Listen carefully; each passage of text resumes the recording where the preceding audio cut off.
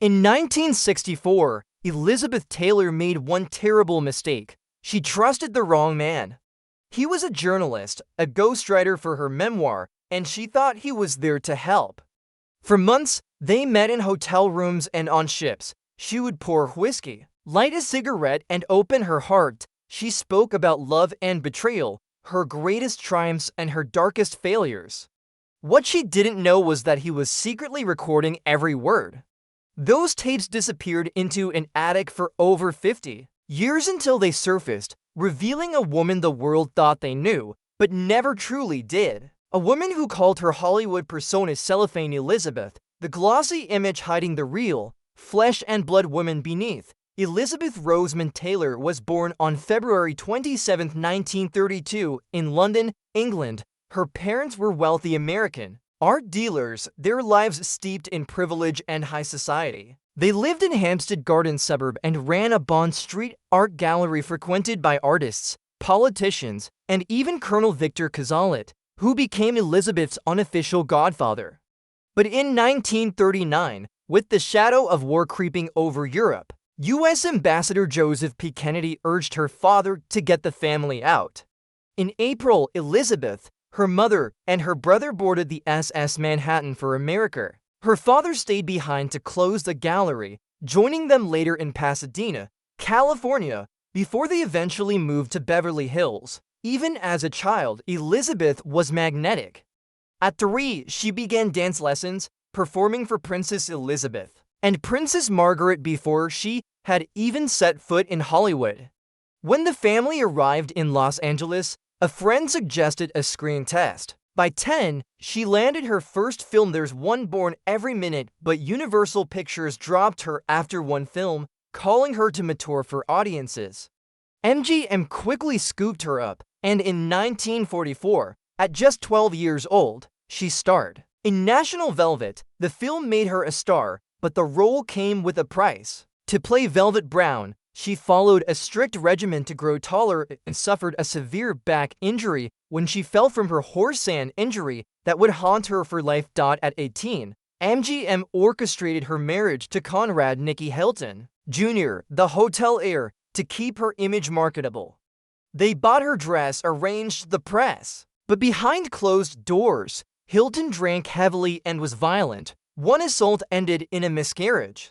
8 months after the wedding, she divorced him for mental cruelty. MGM punished her, forcing her into a lightweight romantic comedy beneath her talent, reminding her that defiance would cost her. But Elizabeth's star power only grew. By 1952, Ivanhoe became MGM's top earner of the year, earning millions worldwide and proving she could carry a film even when she disliked her role. Her second marriage, to British actor Michael Wilding, brought to Sons a 7-year contract worth $4,700 a week, over $55,000 today, and even more control from the studio. But Elizabeth craved better roles and freedom.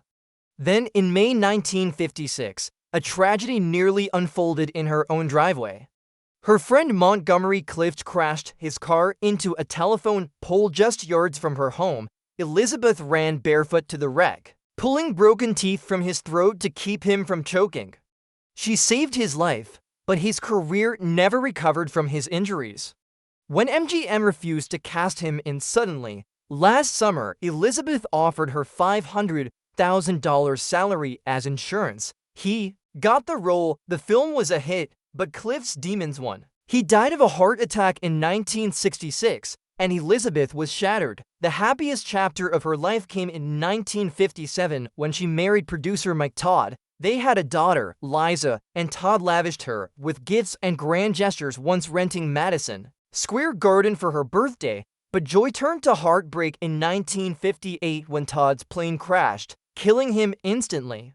Elizabeth, just 26, collapsed in grief.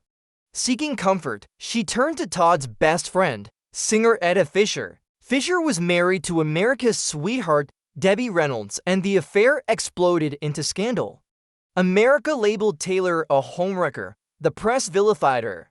Yet on May 12, 1959, 3 hours after Fisher's divorce, she married him. She later admitted she never loved him, using him as a crutch for her grief. His jealousy soon turned violent. He would stand over her bed with a gun, whispering she was too pretty to shoot. She fled with her children, leaving him behind. By 1961, Elizabeth had won her first Oscar for Butterfield 8, though she despised the film, believing the award was given out of sympathy after she nearly died from pneumonia the following years. Broad Cleopatra and Richard Burton. Filming was a disaster, ballooning budgets, director changes, near-death illnesses. But what captivated the world wasn't the gold-covered sets, it was the on-set affair between Taylor and Burton, both married to others. Paparazzi caught them embracing on a yacht, and the Vatican's newspaper called her guilty of erotic vagrancy. Fox halted filming. Each day off cost $100,000, yet the scandal made Cleopatra a sensation and cemented them as Hollywood's most famous couple. Taylor divorced Fisher and married Burton in 1964. She also became the first actor to earn $1 million for a single film, plus overtime and his share of profits, ultimately earning the equivalent of $60 million today. Burton's diaries revealed his obsession, calling her beautiful beyond the dreams of pornography and admitting she was an ache in his stomach when they were apart.